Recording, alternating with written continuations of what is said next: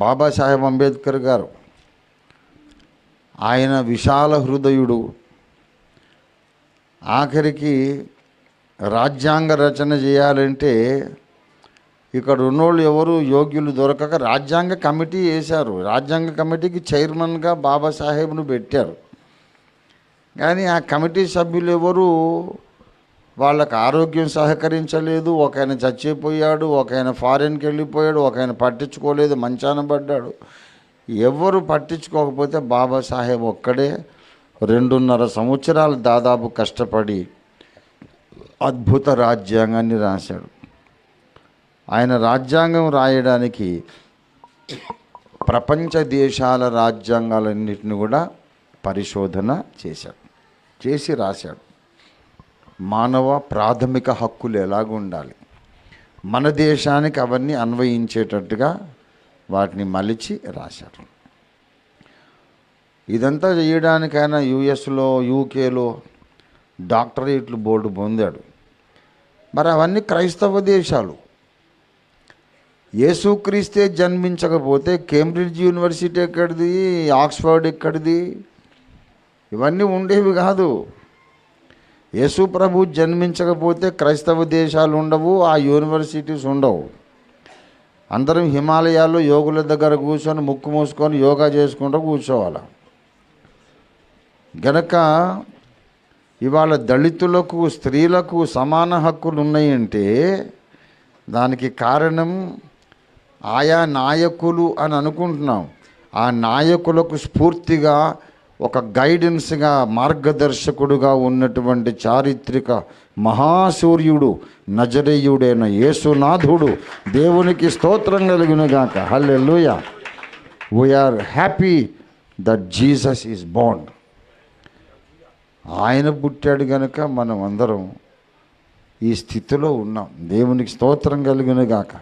హల్లెలూయా. ఆయన పుట్టకపోతే ఈ suit boot ఏమి ఉండదు. మూతికో ముంత కట్టుకోవాలా, వెనుక ముడ్డుకో చీపరుగా కట్టుకోవాలా. తెలుసా మీకు? ఎవరిది? మాలలు మాదిగలు కాదు, మాదిగలు కాదు, శూద్రులు. శూద్రులు అంటే ఎవరు తెలుసా? బ్రాహ్మణ, క్షత్రియ, వైశ్య, ఈ 3 కాన్నులందరూ శూద్రులు. అంటే కమ్మ శూద్రుడే, కాపు శూద్రుడే, రెడ్డి శూద్రుడే, వెలమ శూద్రుడే, గౌండ్లోళ్ళు అంటాం, శెట్టి బలిజ, వాళ్ళు శూద్రులే. చాకలి, మంగలి, కమ్మరి, కుమ్మరి అందరూ శూద్రులే. శూద్రుల గురించి రాశారు. 4 వర్ణాలు, చాతుర్వర్ణ సమాజం. 5వది లేదు.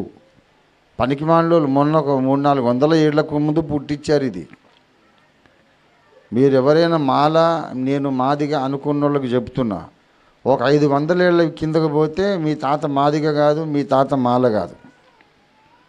నువ్వు మాల అనుకుంటున్నావు కదా, 500 ఏళ్ళ కిందట మీ పూర్వీకులు బ్రాహ్మణులు. నువ్వు మాదిగా అనుకుంటున్నావు కదా, 500 ఏళ్ళ కిందట మీ తాతగారు క్షత్రియుడు. ఉన్నాయే 4 వర్ణాలు. దేవుణ్ణి రాజకీయాలకు వాడుకోవద్దు అని యథార్థంగా పోరాటం చేసినందుకు యథార్థవాది, లోక విరోధి అన్న సామెత చొప్పున, ఉన్నమాట అంటే ఊళ్ళోంచి వెళ్ళిపోమంటారు అనే సామెత చొప్పున, వెళ్ళిపోమంటారు కాదు, వెళ్ళిపోమన్నారు. ఉన్నమాట అంటే ఊళ్ళోంచి వెళ్ళిపోమన్నారు. అలాగా క్షత్రియులలోని యథార్థవంతులను ఊరు బయటికి వెళ్ళగొట్టి మాదిగలు అని పేరు పెట్టారు, మాతంగులు. బ్రాహ్మణులలోని యథార్థవంతులను బయటికి వెళ్ళగొట్టి మాలలు అన్నారు. అగ్రహారం అని ఉంటుందిగా, బ్రాహ్మణులు ఉండే పల్లె పేరేంటి? అగ్రహారం. హారం అన్న మాల, పల్లి అన్న ఒకటే. అందుకే ఈ మధ్య విశారదన్ మహారాజు గారు మాదిగ పల్లెలన్నీ తిరిగి మహారాజుల పల్లె అని పెడుతున్నాడు. ఎందుకు అనుకున్నారు?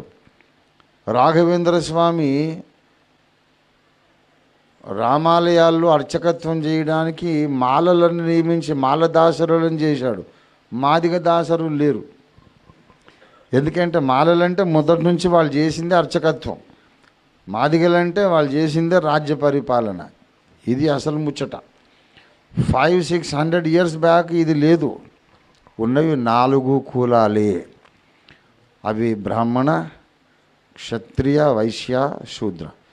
బ్రాహ్మణ, క్షత్రియ, వైశ్య 3 కాకపోతే మిగతాదంతా శూద్రులు. మనువు చెప్పాడు, మనుధర్మశాస్త్రం ఏంటంటే వాళ్ళు రోడ్డు మీద నడిచేటప్పుడు మూతికి ఒక ముంత కట్టుకోవాలి. ఎందుకంటే మాట్లాడుతుంటే తుప్పర్లు, లాలాజలం ఉమ్మి ఒకవేళ బయటపడుతుందేమో, అప్పుడు ఆ నేల మీద పడితే నేల అపవిత్రమైపోతుంది. వెనక ముడ్డికి ఒక చీపురు కట్టుకోవాలి, నడుస్తూ ఉంటే ఊడ్చుకుంటూ వస్తుంది. అది వాడు అడుగు పెట్టిన నేల అపవిత్రం అయిపోద్ది కనుక వెనక చీపురు ఊడుస్తూ ఉంటుంది, కట్టుకొని నడవాలి. అది శూద్రులందరి పరిస్థితి. కమ్మ, రెడ్డి, శెట్టి బలిజ, కాపు, వెలమ అందరిది అది పరిస్థితి. యేసయ్య వచ్చాడు గనుక ఆ బ్రిటిషర్స్ దుర్మార్గులో సన్మార్గులో అది వేరే విషయం. కనీసం ఈ పనికి మాలిన ఈ కులపిచ్చి, కులం అనే తుప్పు, కులం అనే కంపు, కులం అనే కుళ్ళు చాలా వరకు తొలగిపోయి అందరికీ సమాన అవకాశాలు, కనీసం మనకు ముంత చీపురు కట్టుకునే స్థితి అయినా పోయింది. కనీసం ఆడపిల్లలను బాల్య వివాహాలు చేసేది మానేసి నిషేధ చట్టం బ్రిటిష్ వాళ్ళే తెచ్చారు. చిన్నపిల్లలకు పెళ్లి చేయొద్దు, భర్త చచ్చిపోయినా అమ్మాయిని మంటల్లో దోసి చంపొద్దు అనే చట్టం చేశారు. దానికి అంతటికీ కారణం బైబిల్ గ్రంథం, బైబిల్లోని రక్షకుడు యేసు. దేవునికి స్తోత్రం కలుగునుగాక. యేసయ్య రాకపోతే ఇంకా సతీ సహగమనాలు ఇప్పటికీ జరుగుతున్నాయి. కొన్ని ఇప్పటికీ దళితులను కొట్టి చంపుతున్నారు. ఏరా బావిలో నీళ్ళు తాగుతామా, మరి మేమెక్కడ తాగాలరా, వాళ్ళు బలిసిందా అంటరానోడా, మా బావి అంతా మైలైపోయింది కదా అని. కనీసం సరే వాడు చెరువులో నీళ్ళు కూడా తాగలేదు, ఊరికనే సరదాకు గుర్రం ఎక్కి తిరిగాడట. వాడిని కర్రలతో కొట్టి ఎలకను చంపినట్టు చంపారు. ఇప్పుడు స్వాతంత్రం వచ్చిన 75 ఏళ్లకు ఇప్పుడు కొట్టి చంపుతున్నారు. మరి 500 ఏళ్ల కిందటి సంగతి ఏంటి? ఏ మాత్రమే నా వెలుగు వచ్చిందంటే దానికి ప్రపంచ రాజకీయాలలో యేసయ్య నడిపిన ఒక అధ్యాయం ఉంది. అదే కారణం. దేవునికి స్తోత్రం కలుగునుగాక. హల్లెలూయా, హల్లెలూయా.